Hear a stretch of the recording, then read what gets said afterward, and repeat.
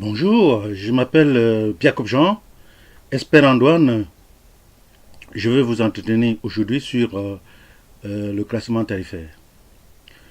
Le système harmonisé de désignation et de codification de marchandises qui est élaboré par le comité SH de l'OMD, entendez Organisation mondiale des douanes, comporte 22 sections et 97 chapitres. Alors, je vais vous entretenir aujourd'hui sur la première section qui est consacrée aux animaux vivants et à tous les produits du règne animal. En effet, la première section comporte 5 chapitres. Chapitre 01, 01 parce que on a une centaine de chapitres. Et donc, son libellé est consacré aux animaux vivants. Le second chapitre est consacré aux viandes et aux abats comestibles. Le troisième chapitre, le chapitre 03, est consacré aux poissons, aux crustacés, aux mollusques et autres invertébrés aquatiques. Le quatrième chapitre, quant à lui, est dédié au lait, aux produits de la laiterie,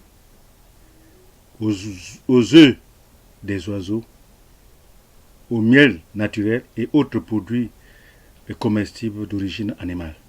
Quant au dernier chapitre, le chapitre 05, il est consacré à tous les autres produits, n'est-ce pas, d'origine animale, que l'on ne retrouve pas au premier, au deuxième, au troisième chapitre, donc non dénommés ni compris ailleurs.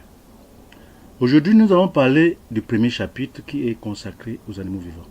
Alors, on va classer au premier chapitre tous les animaux vivants qui existent sur la Terre, même les animaux miniaturisés, qu'ils soient des jeunes animaux ou des adultes, ou ils seront classés ici au premier chapitre. Seulement, il y a des produits, des animaux qui ne seront pas classés ici au chapitre premier, par exemple les poissons vivants.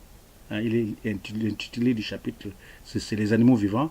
Mais comme je vous le mentionnerai plus tard, le libellé du chapitre du tarif n'a qu'une valeur indicative.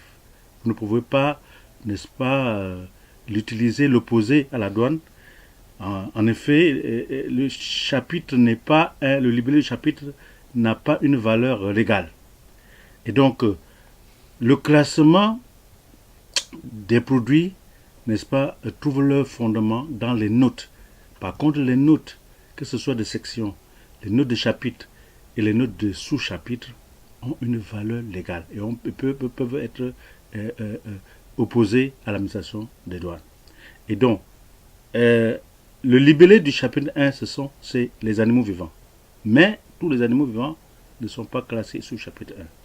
D'abord, les poissons vivants ne seront pas classés ici. Pourquoi? Parce que le chapitre 3 qui est consacré aux poissons, n'est-ce pas, est mieux indiqué pour classer ces poissons vivants, ces poissons ornementaux, entre autres, que l'on va retrouver là-bas au chapitre 3. Et toujours au chapitre premier, n'est-ce pas, consacré aux animaux vivants, on ne va pas classer, n'est-ce pas, les micro-organismes. Nous avons vu depuis l'école primaire que les vaccins sont des animaux, des microbes, n'est-ce pas, que l'on a affaiblis. Donc ils restent vivants, ils ne sont pas morts.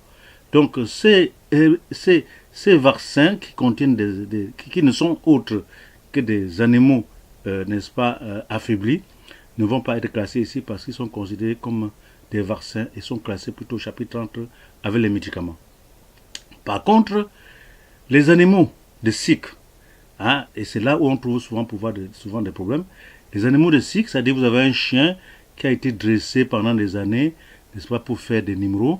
Alors ce chien, bien qu'il soit vivant, ne sera pas classé ici au chapitre 1, mais plutôt considéré du point de vue classement tarifaire comme un jouet du chapitre 95-08. Donc tous les animaux de cycle, tous les animaux qui sont entraînés, dressés pour faire des numéros dans des cycles, ne sont pas considérés comme des animaux vivants du chapitre 1, mais plutôt comme des jouets, ne sont assimilés comme des jouets n'est-ce pas, au même titre que les autres jouets et articles de sport du chapitre 95 est classé plus précisément au chapitre 80, à la sous-position 95-08. Vous comprenez donc qu'on peut se tromper. Hein, si vous manipulez, si vous importez ces genres d'animaux et vous les classez comme les chiens, n'est-ce pas, communs, entre autres, c'est une fausse déclaration d'espèces.